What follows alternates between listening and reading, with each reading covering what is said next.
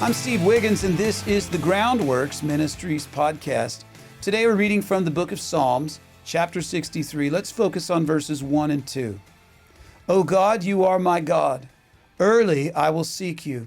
My soul thirsts for you. My flesh longs for you in a dry and thirsty land where there is no water. So I have looked for you in the sanctuary to see your power and your glory. Today's psalm, written while David was in the Judean wilderness, mirrors Jesus' time in the wilderness leading up to his being tempted by Satan. We're going to do some parallel. We're going to go from one psalm to the other biblical account.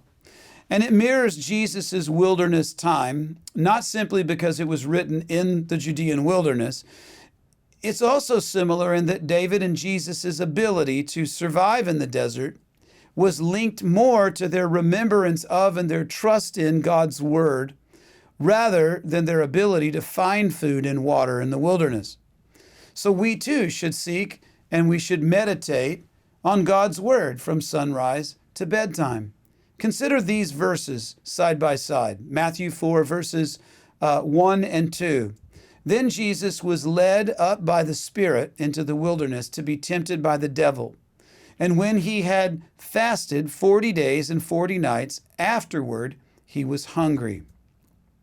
Psalm 63, verses 3 through 5. Because your loving kindness is better than life, my lips shall praise you. Thus I will bless you while I live. I will lift up my hands in your name. My soul shall be established as with marrow and fatness, and my mouth shall praise you with my joyful lips. Matthew 4, verses 3 and 4. Now when the tempter came to him, to Jesus, he said, If you are the Son of God, command that these stones become bread. But he answered and said, It is written that man shall not live by bread alone, but by every word that proceeds from the mouth of God. Now back to Psalm 63, verses 6 through 8.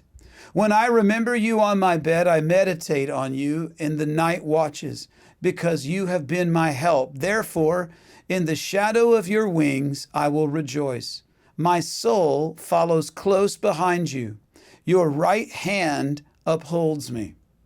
Deuteronomy 6, verses 6 and 7. These words which I command you today shall be in your heart, and you shall teach them diligently to your children, and shall talk of them when you sit in your house, when you walk by the way, when you lie down, and when you rise up. Now back to Psalm 63, verses 9 through 11. But those who seek my life to destroy it shall go into the lower parts of the earth. They shall fall by the sword. They shall be a portion for jackals, but the king shall rejoice in God. Everyone who swears by him shall glory, but the mouth of those who speak lies shall be stopped. Matthew 7, verses 21 through 23. Not everyone who says to me, Lord, Lord, shall enter the kingdom of heaven, but he who does the will of my Father in heaven. And many will say to me on that day, Lord, Lord, have we not prophesied in your name and cast out demons in your name? And then I will declare to them, I never knew you.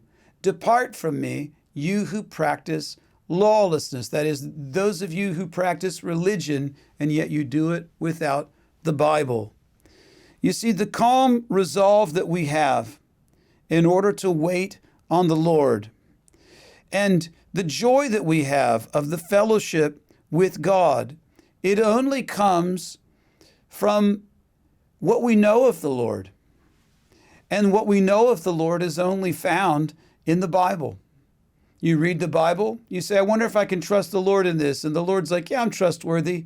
And then you go out and you live according to the word. And when he proves himself to be faithful to his word, over time, the difficulties may get greater. It may become more intensified, what you have to go through and what you have to deal with. And in a longer amount of time between the beginning and the ending of the suffering before the Lord comes through in the end with the deliverance.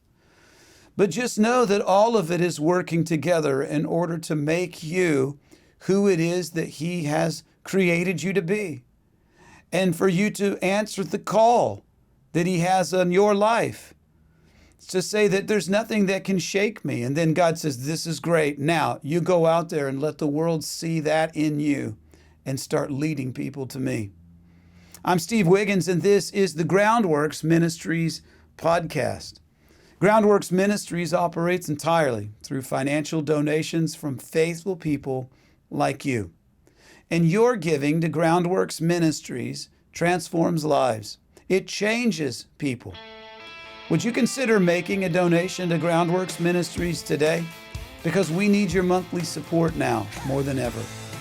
So donating is secure and easy at our website, groundworksministries.com. Another way to help is to tell people about Groundworks Ministries. You can share these podcasts with your friends and your family. Share them on your social media. And of course, we can always direct folks to our website, groundworksministries.com.